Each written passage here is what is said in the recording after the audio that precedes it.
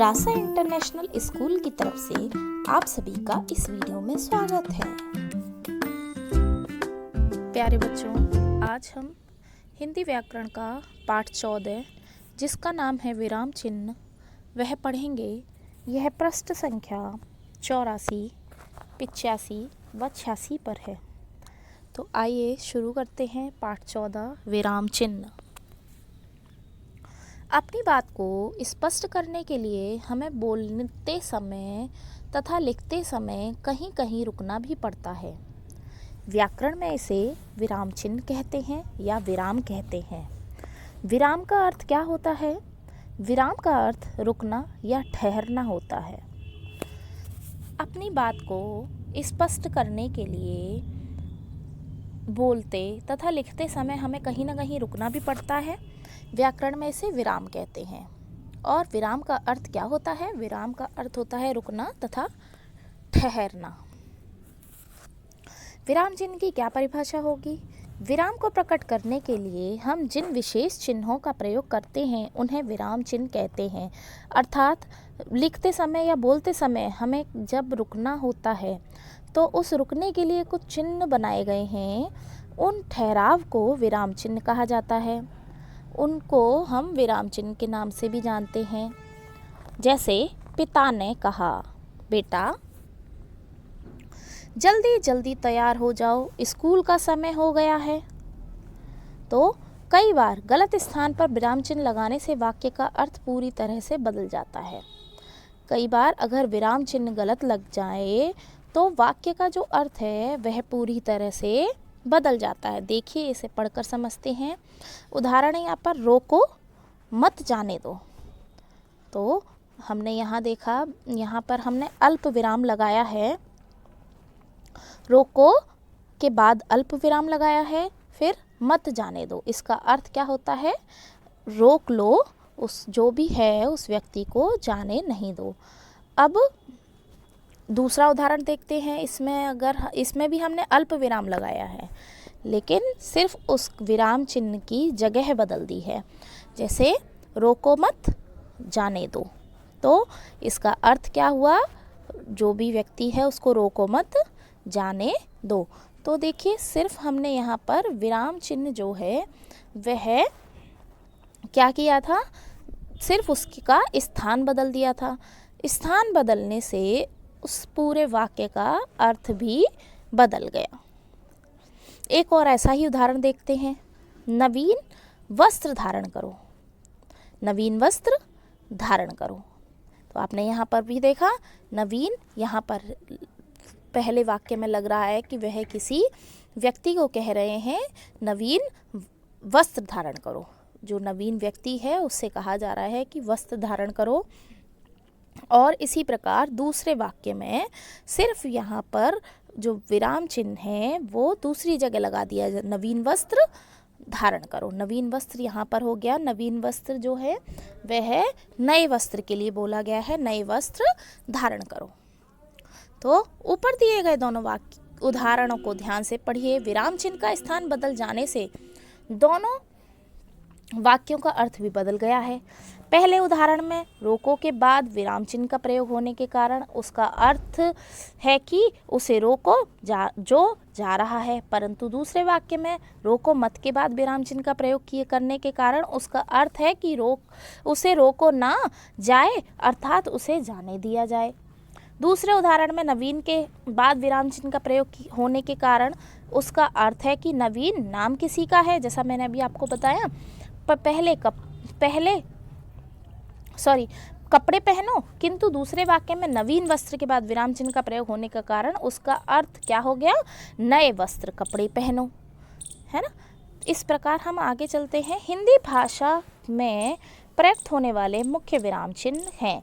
हिंदी भाषा में कुछ प्रमुख विराम चिन्ह जो प्रयोग होते हैं वह निम्नलिखित हैं, यहाँ पर बताए गए हैं। जैसे सबसे पहले है पूर्ण विराम। पूर्ण विराम का चिन्ह क्या होता है? देखिए, आपको यहाँ पर ब्रैकेट में दिख रहा होगा। ये यहाँ पर आपको दिखाया जा रहा है पूर्ण विराम का चिन्ह जो है। उसके बाद है अल्प विराम। अल्प विराम होता है छोटा सा अल्प विराम। उसके बाद है अर्ध विराम। अर्ध विराम क्या होता है? एक बिंदु होता है और उसके नीचे एक कॉमा होता है। उसके बाद है प्रश्नवाचक। प्रश्नवाचक कैसे होता है? प्रश्नवाचक होता है। उसके बाद है योजक चिन्ह। योजक चिन्ह छोटा सा एक चिन्ह होता है, योजक चिन्ह होता है। उसके बाद है निर्देशक चिन्ह। निर्देशक चिन्ह कौन सा होता है? ये थोड़ा सा बड़ा होता है। उसके बाद है हंस पद चिन्ह। हंस पद चिन्ह कैसा होता है? नीचे से ट्राइंगल थोड़ा सा। उसके बाद है लाघव चिन्ह। लाघव चिन्ह क्या होता है? छोटा सा बिंदु। उसके बाद है विस्मयादिबोधक चिन्ह। विस्मयादिबोधक चिन्ह कैसा होता है? एक डंडा और एक नीचे डॉट।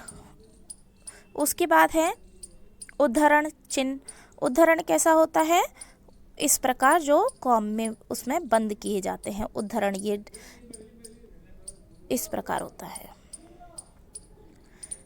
तो आइए अब इनको पढ़कर समझते हैं किस प्रकार होते हैं यह चिन्ह और कहाँ कहाँ प्रयोग किए जाते हैं, किस प्रकार लगाए जाते हैं। सबसे पहले है पूर्ण विराम चिन्ह। पूर्ण विराम चिन्ह जो होता है, वाक्य के पूरा होने पर जो चिन्ह लगाया जाता है वह पूर्ण विराम होता है। अर्थात जो वाक्य जब पूरा हो जाता है तब जिस चिन्ह का प्रयोग किया जाता है वह पूर्ण विराम कहलाता है। पूर्ण विराम कहते हैं उसे। जैसे मैं 5वीं कक्षा में पढ़ता हूँ, तो यहाँ पर क्या है? वाक्य पूरा हो चुका है। 5वीं कक्षा में पढ़ता हूँ, यह वाक्य पूरा हो चुका है, तो यहाँ पर कौन सा चिन्ह लगेगा? यहाँ पर लगेगा पूर्ण विराम चिन्ह। जैसा कि आपने यहाँ देखा, यहाँ लगा हुआ है पूर्ण विराम चिन्ह। उसके बाद है हमने कल लाल किला देखा, तो लाल किला देखा के बाद ये पूर्ण हो गया वाक्य, तो यहाँ पर इधर पूर्ण विराम चिन्ह का प्रयोग किया गया है।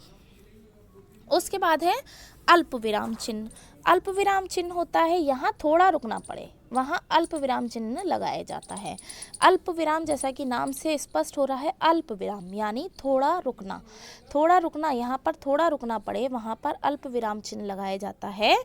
जैसे दिनेश, गणेश और देवेश एक ही कक्षा में पढ़ते हैं। यहाँ पर दिनेश के बाद हमें थोड़ा सा रुकना था, इसीलिए हमने वहाँ पर किसका प्रयोग किया?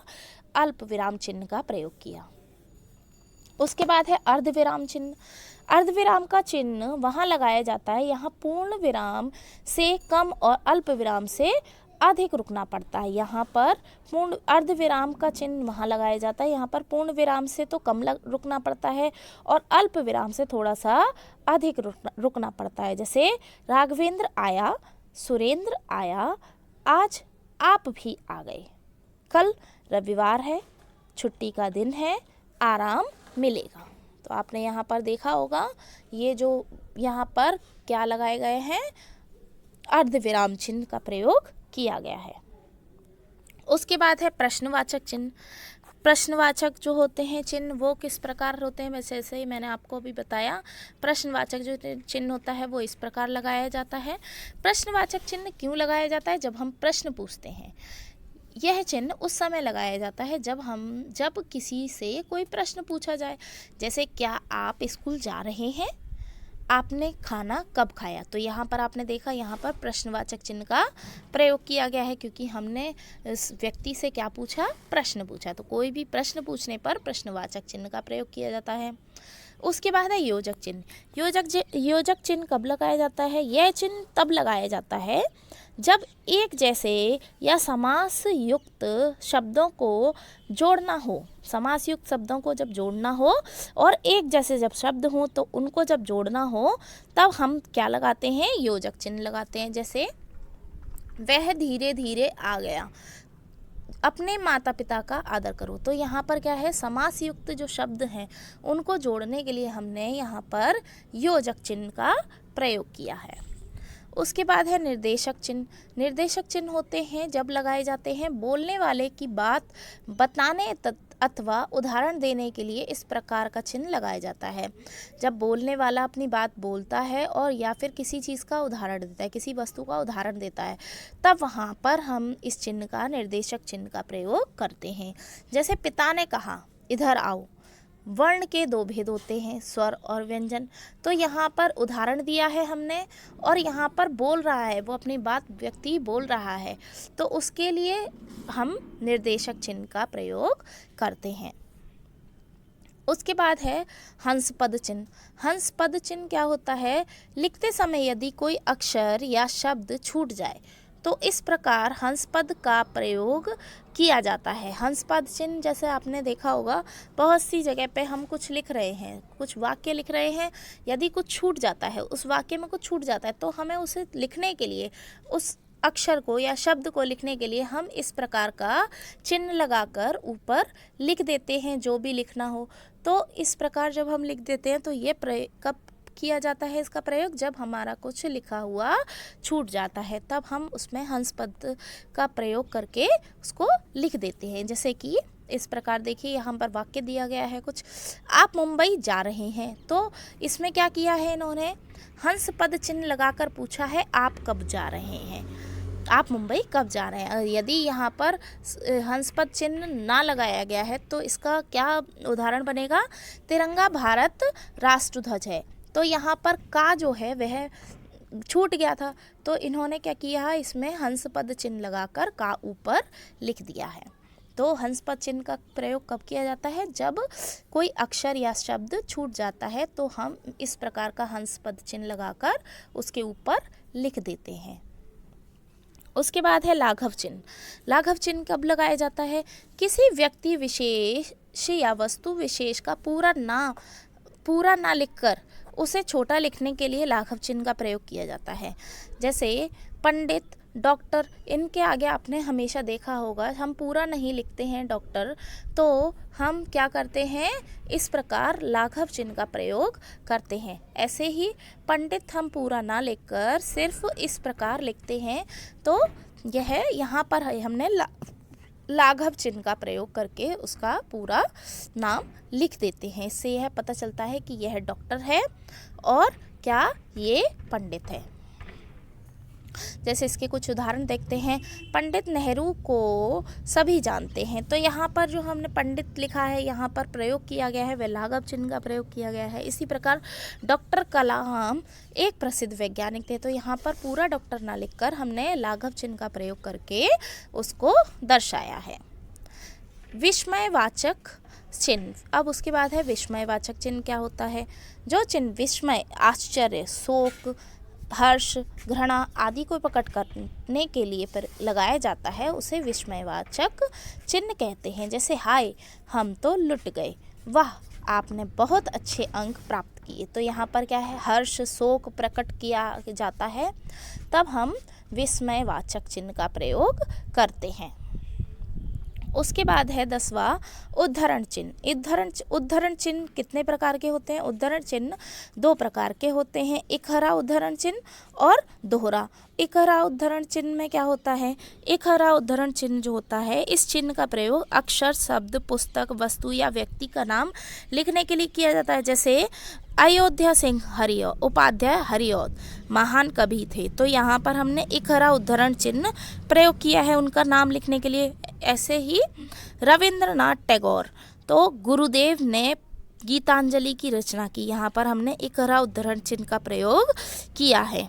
उसके बाद है दोहरा उद्धरण चिन्ह। दोहरा उद्धरण चिन्ह यानी 2 बार लगाना, वो जो चिन्ह है उद्धरण चिन्ह उसको 2 बार 2 लाइन सा बनाना, 2 बार बनाना। इस चिन्ह का प्रयोग किसी के द्वारा कही गई बात को ज्यों का त्यों दिखाने के लिए किया जाता है। जैसे आचार्य ने अर्जुन से कहा लक्ष्य को ध्यान में रखकर तीर चलाओ, तो यहाँ पर क्या है, उसका हमने कही गई जो बात है उसको जैसा का तैसा दिखाने के लिए हमने दोहरा उद्धरण चिन्ह का प्रयोग किया है। प्रधानमंत्री ने कहा सभी लोग भ्रष्टाचार के खिलाफ आवाज़ उठाओ, तो इसमें भी आपने देखा किसका प्रयोग किया है, हमने दोहरा उद्धरण चिन्ह का प्रयोग किया है। आइए एक बार दोहरा लेते हैं पाठ को।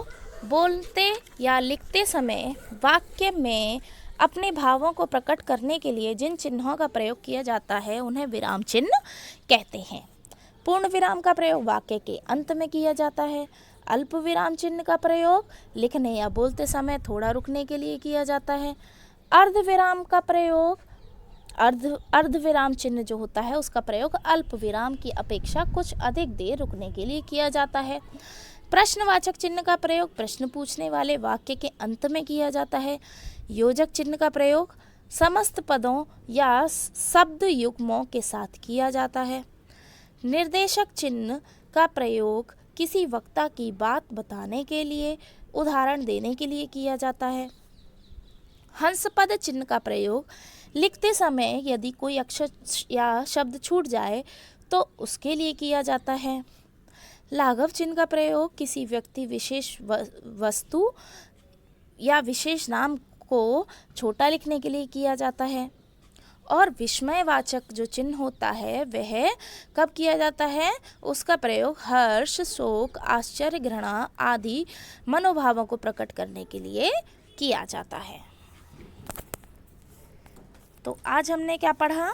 आज हमने पाठ 14 विराम चिन्ह पढ़ा। तो अब हम नेक्स्ट वीडियो में नेक्स्ट टॉपिक कवर करेंगे। तब तक आप इसका अभ्यास कीजिए। धन्यवाद।